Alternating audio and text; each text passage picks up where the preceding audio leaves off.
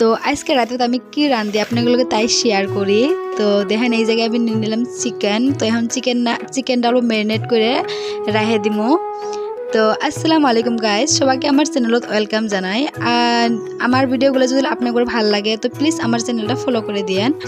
তো এই জায়গায় আমি দিয়ে দিলাম আদা রসুন বাটা, পেঁয়াজ কুচি করা, তারপরে হলদির গুঁড়া, মশলার গুঁড়া, তারপরে দিয়ে দিমু মরিচের গুঁড়া।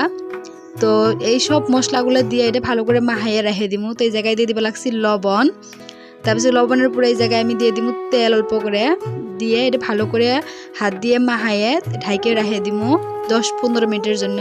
তো এইভাবে মাংস ম্যারিনেট করে রেখে দিলে বহুত টেস্টি হয়। মাংসের ভিতরে সব মশলাগুলোর ফ্লেভারগুলো সব যায়। তো মিক্স করার পরে লাস্টে আমি কাঁচামরিচ দিয়ে হালকাভাবে মিক্স করলাম, নাহলে হাতত ধরবো। তো ভালো করে ম্যারিনেট করার পরে এই যে ঢাইকে এটা আমি 15-20 মিনিটের জন্য রেখে দিব। আর এই জায়গায় আমি গ্যাসত তুলে দিছি ভাত, আর এই জায়গায় দিয়ে দিছি গাখির গরম। আর এই জায়গায় আমি লাউ ধুয়ে নিবা লাগছি, লাউ কাটে নিছিলাম, তো এগুলো ধুয়ে নিবা লাগছি। তো আমার ভিডিওগুলো যদি আপনাদের ভালো লাগে তো আমার চ্যানেলটা ফলো করে দিয়েন আর ভিডিওগুলো শেয়ার করে দিয়েন। তো এই জায়গায় আমি কড়াইয়াত দিয়ে দিলাম তেল, জিরা, তেজপাতা, আর দিয়ে দিব পেঁয়াজ কুচি। যখন পেঁয়াজগুলো গোল্ডেন কালার হয়ে যাব তখন আমি এই জায়গায় অ্যাড করে দিব মাংস।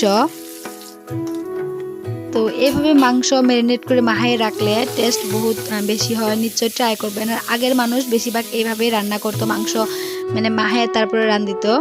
তো এই জায়গায় অল্প মশলা ছিল, তো অসামান্য পরিমাণে পানি দিয়ে জায়গায় দিয়ে দিলাম। তারপর আরেকটা কড়াইয়াত এই জায়গায় আমি দিয়ে দিলাম তেল, আর ওই জায়গায় আমি দিয়ে দিব জিরা। তো এই জায়গায় আমি লাউয়ের সবজিটাও বসাই দিব। তো দুইটা সবজি একলগে আমার হয়ে যাব। আর এই জায়গায় আমি দিয়ে দিলাম পেঁয়াজ কুচি, তারপরে দিয়ে দিলাম তেজপাতা, মরিচ কুচি, তারপরে দিয়ে দিলাম লাউ। তো লাউ তো অ্যাকচুয়ালি বাটা মশলাই দেওয়া হয়, কিন্তু এই জায়গায় আমি খালি পেঁয়াজ বাটা দিছি, মরিচ কেটেই দিছি। আর এই জায়গায় বাকি সম্পূর্ণ মশলাগুলো দিয়ে দিলাম হলদি, মশলা, মরিচের গুঁড়া, লবণ। তো দিয়ে ভালো করে এটা মিক্স করে নিব। তো এই যে সুন্দরভাবে মিক্স করে রেখে দিব। আর এই জায়গায় দিয়ে মাংস এই যে কষানি হয়ে আছে, দেখেন সুন্দর মাংস থেকে তেল বাড়িয়ে আছে এখন মাংসটা আমি অল্প অল্প পরিমাণে পানি দিয়ে কষাই নিব। আর এই জায়গায় লাউ হয়ে আছে, তো দুটো সবজি একলগে হয়ে আছে। তো মাংস অল্প অল্প পরিমাণে পানি দিয়ে ভালো করে মাংসটা কষাই নিব। এইভাবে অল্প অল্প পরিমাণে মাংসের পানি দিয়ে মাংসটা কষাইলে মাংসের টেস্ট ভালো হয়। আর মাংস প্রায় হয়ে গেছে, আর একবার পানি দিলে রেডি। আর এই জায়গায় লাউ কষানিও হয়ে গেছে। তো এই জায়গায় আমি পানি অ্যাড করে আসি, লাউ কষাই পুরো সিদ্ধ হয়ে গেছে। সো অল্প পরিমাণে পানি দিয়ে এখন ভালো করে মিক্স করে নিব। তো এই জায়গায় মাংস হয়ে গেল গা। তো মাংসর গ্যাসটা দিয়ে দিলাম অফ করে। আর এই জায়গায় লাউ দিয়ে দিলাম ধনিয়া পাতা। ঠান্ডার দিনত লাউ বানাইলে ধনিয়া পাতা না দিলে কি হয়, তো ধনিয়া পাতা দিয়ে ভালো করে মিক্স করে নিলাম। আর এই জায়গায় আমি অ্যাড করবো অল্প পরিমাণে মাংস। তো এইভাবে লাউ দিয়ে মাংস বিরাট টেস্টি হয়। তো অল্প করে এই জায়গায় আমি মাংস অ্যাড করে দিলাম লাউ দিয়ে। দেখেন লাউ রেডি।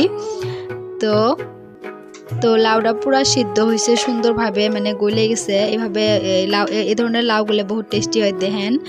আর কালারটা কত সুন্দর হয়েছে। তো আজকের ভিডিওটা আপনি করে কীরকম লাগলো নিশ্চয়ই কমেন্টত জানাবেন।